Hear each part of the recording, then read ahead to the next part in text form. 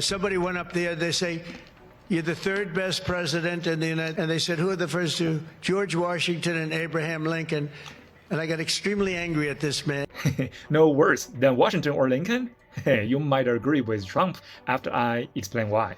Although Trump is arrogant, narcissistic, and full of himself without any real substance, Washington and Lincoln weren't all that great either. When it comes to lacking morals, having no bottom line, and carrying out large-scale killings, Trump might actually rank among the more better US presidents. Washington was a slave owner, a traitor to Britain because the USA wasn't born yet, right? A racist who lived off his wife's wealth, and an enthusiast of scalping. Washington's rise to power had nothing to do with his personal abilities. It was because he married a very wealthy widow, Martha Dandridge, who inherited a massive estate of 17,438 acres and 300 slaves from her late husband, making her the richest person in Virginia. By marrying this wealthy widow, Washington essentially lived off his wife's fortune, which paved his way to success.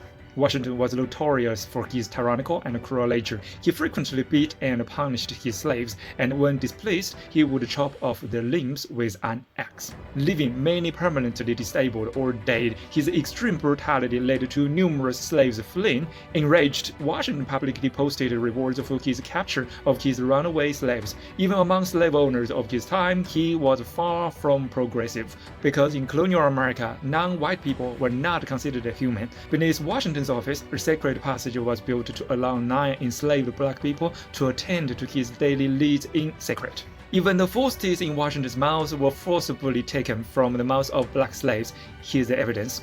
During Washington's presidency, the vast majority of the U.S. federal budget was spent on wars to plunder and massacre Native Americans. It is estimated that approximately 10 million Native Americans were killed during his term. Washington once told his officers, do not listen to any peace proposals from Native Americans until all their settlements have been destroyed.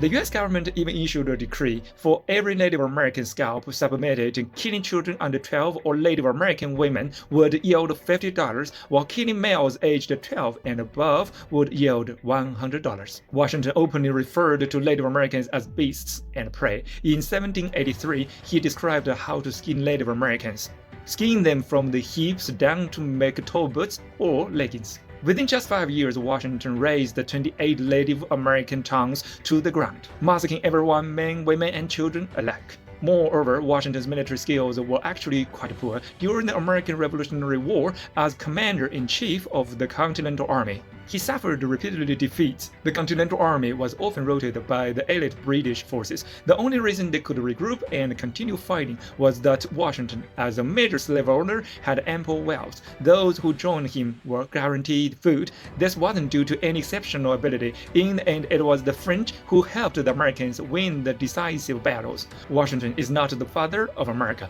Francis Louis XVI is. Now let's talk about Lincoln. He too was a racist. He promoted the systematic genocide of Native Americans through a series of acts encouraging their massacre. He caused the death of 3 million Native Americans. The Homestead Act of 1862 was a tool for his genocide. Its main purpose was to drive Native Americans off their ancestral land and forcibly transfer those lands to white settlers. Countless Americans migrated from the south and north to the west, encroaching on the last remaining Native American territories. Under Lincoln's leadership, local militias and federal troops launched over 1,000 military operations, carrying out large-scale attacks and massacres. Does this remind you of the Israeli settlements in Gaza? The closeness between the US government and Israel is no coincidence. In 1862, Lincoln ordered the execution by hanging of 38 Dakota Sioux tribe chiefs from the Mankota region of Minnesota. Most of those executed were religious and political leaders of their tribes. None of these chiefs had committed the crimes they were accused of by the US government. Lincoln didn't even give them a chance to defend themselves, and the jury spent only 10 minutes going through the motions before sentencing them to death. Lincoln only declared the emancipation of slaves in enemy territories, while emphasizing that slaves in his own domain should remain loyal. He once said, "I have never supported social or political equality between white and black people in any form. I have never supported giving black people the right to vote."